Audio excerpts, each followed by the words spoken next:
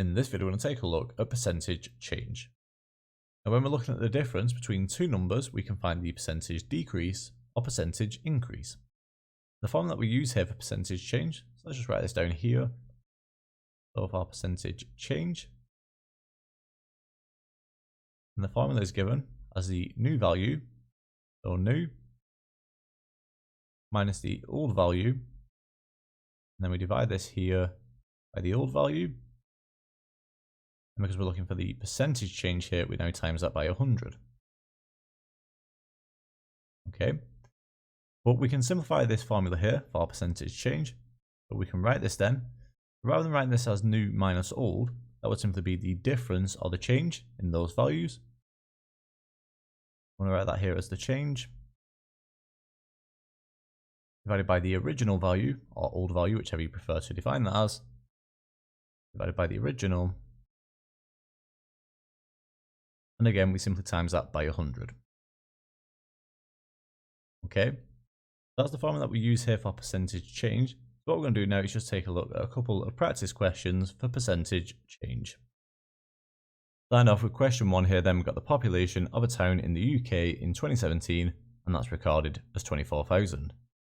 In 2022, the population in the same town is recorded as 30,000. So here I find the percentage increase in the population. So to begin with here, what we need to do is we need to identify the old value, or the original value. In that case, that would be the 24,000 here. That's my old value here. Or like we said, that could be the original, depending on how you define the formula here for our percentage change. And now we also need the final value, or the new value here, which in this case would be the 30,000. This 30,000 here is my new value, or the final value. So to begin with here, let's just recall the formula here for our percentage change. So for percentage change then, just remember that this is the new value, so it's new minus old. We divide it by the old value here, and then we times this by 100. Okay, so just substituting in here new and old. My new value is 30,000. We get 30,000 minus the old value here, which is 24,000.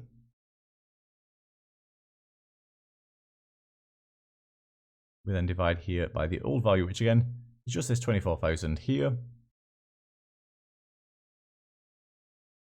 And then we times by 100.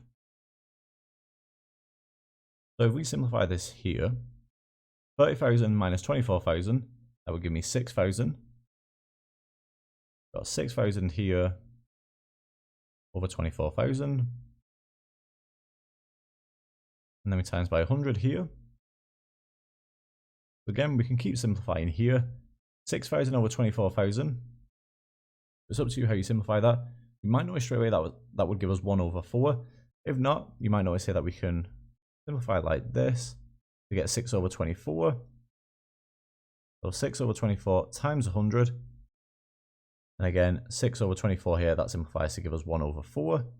But what I get here, do it over here, we get 1 over 4 times 100. That's going to give me 100 over 4, or 25. Okay, so in that case then, what we've got here is a percentage increase of 25%. Okay, that's equal to a 25% increase. Okay, and there we have it. So that's the solution there to question 1. So to finish with now, if we take a look here, one more question, we've got Mark, who buys a watch for £3,000.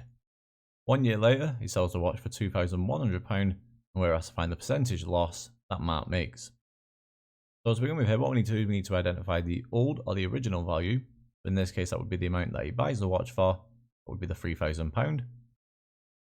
That's the old or the original value. And we also need the new or the final value. And in this case, that would be the amount that he sells the watch for the £2,100. That's a new / final value. Then to begin with here, what we need to do is we just need to recall the formula here for percentage change. So for percentage change, this is given as the new value.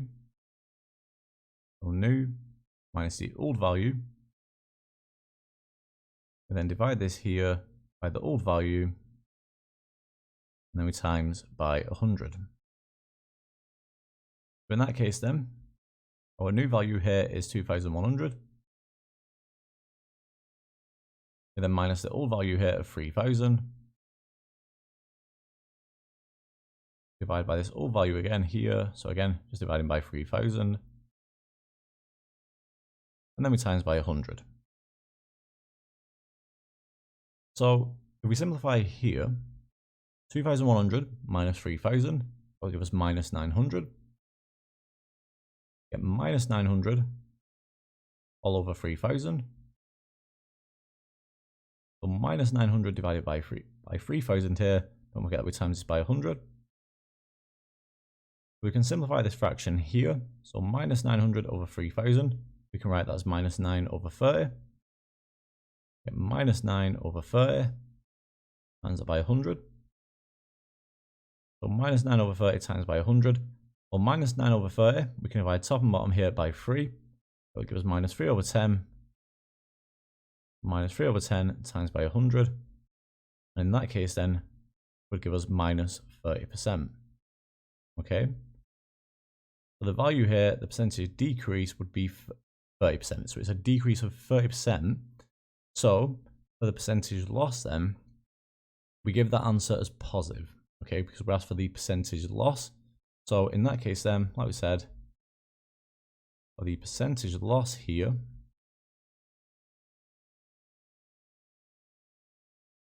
percentage loss, that would be 30%.